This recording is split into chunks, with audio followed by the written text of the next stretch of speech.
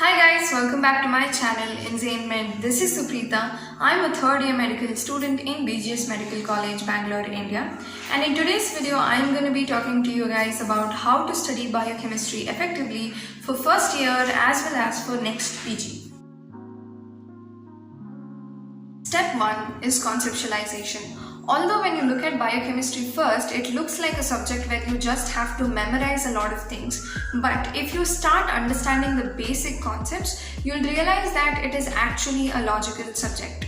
I know a lot of people struggle with metabolism, so I'll take the example of metabolism and try to break down how I understand the concepts. I use 4 steps. Step 1 is learning the suffixes and the basic nomenclature.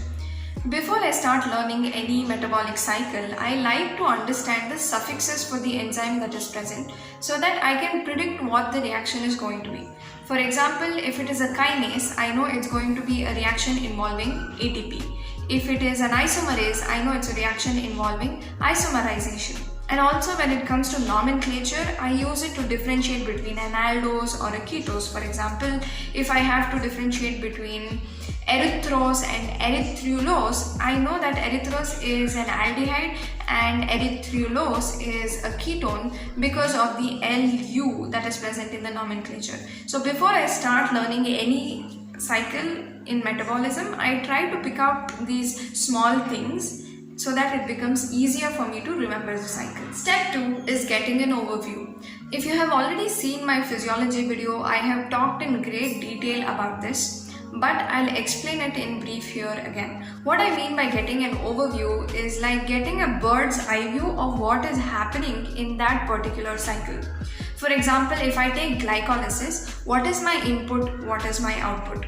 My input is going to be a 6-carbon molecule, that is glucose, and my output is going to be a 3-carbon molecule, that is pyruvate. And how many pyruvates are you going to expect? 2, because you started with a 6-carbon molecule and you're ending with a 3-carbon molecule. So this is my input and this is my output. Now what is the entire point of this process? Number 1 is going to be to break down glucose into a smaller product so that you can use it in the electron transport chain or put it to gluconeogenesis or any other process. And number 2 is going to be ATP production.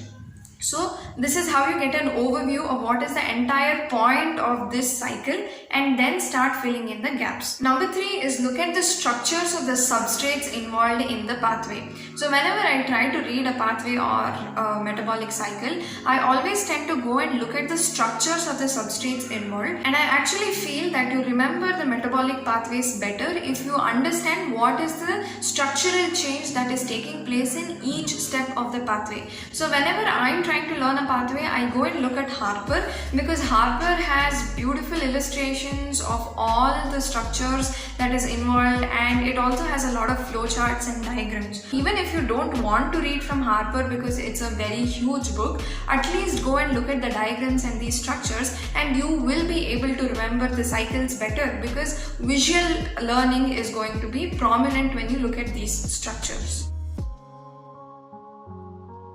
And when I say remembering exceptions, what I mean by that is that when you're trying to remember a list of something, try to see if there is something which is special, which you can exclude from the rest of the things. For example, when you're remembering amino acids, methionine and cysteine are the amino acids which contain sulfur. So try to remember these specific things or things that stand out because usually questions are made, especially in next PG, from these special things that have exceptions or things that do not belong to a group.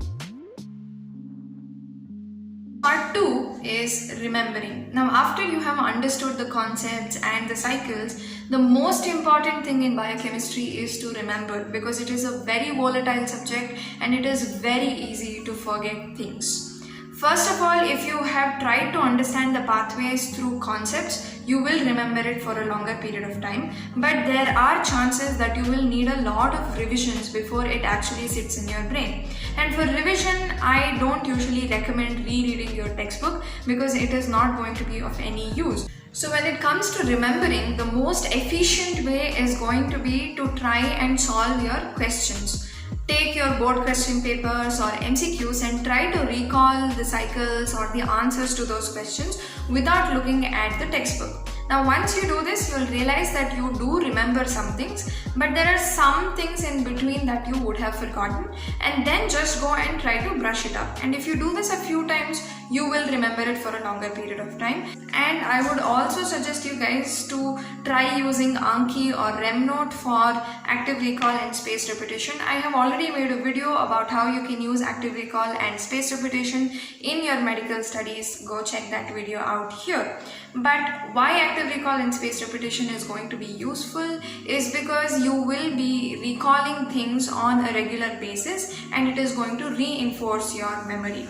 But one thing is that I would not recommend you to use active recall and spaced repetition as a concept tool. It should only be used after you have understood the concepts as a revision tool. I have seen a lot of people just go and start using flashcards even before they have understood the concepts.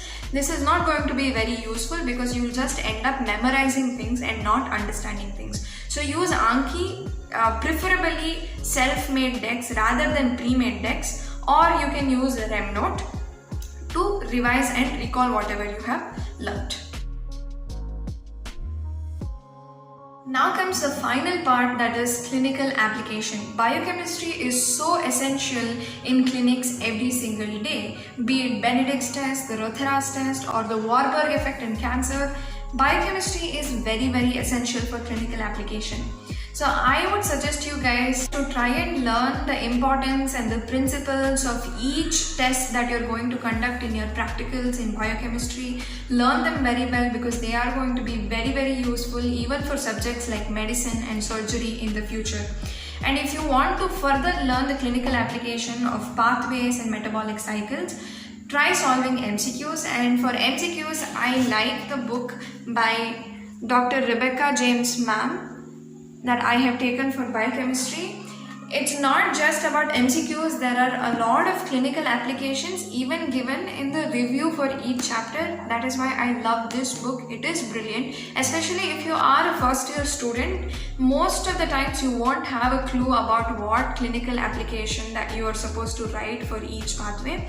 But if you look at this book, a whole list of clinical applications for each pathway is given. So you can try buying this book or try asking your lecturers about the clinical applications or try looking at videos online. But learning clinical application in biochemistry is very important. So that is all for today, guys. I tried to cover as many things I could and I tried to give you guys as many tips and tricks as I could. If you still have any other doubts, please make sure that you let me know in the comment section below. I will try to reply to each one of them. Or if you still have queries and if you want to personally ask any questions, you can always go and follow my Instagram page and ask me or message me there. I will reply to most or almost all the messages. So yeah, thank you so much for watching. In my next video, I will be probably talking to you guys about next PG. So keep waiting for that video. And if you have any video recommendations for me, please let me know in the comment section below. Make sure you hit that like button and subscribe to my channel. Until next time, have a nice day. Thank you for watching. Bye.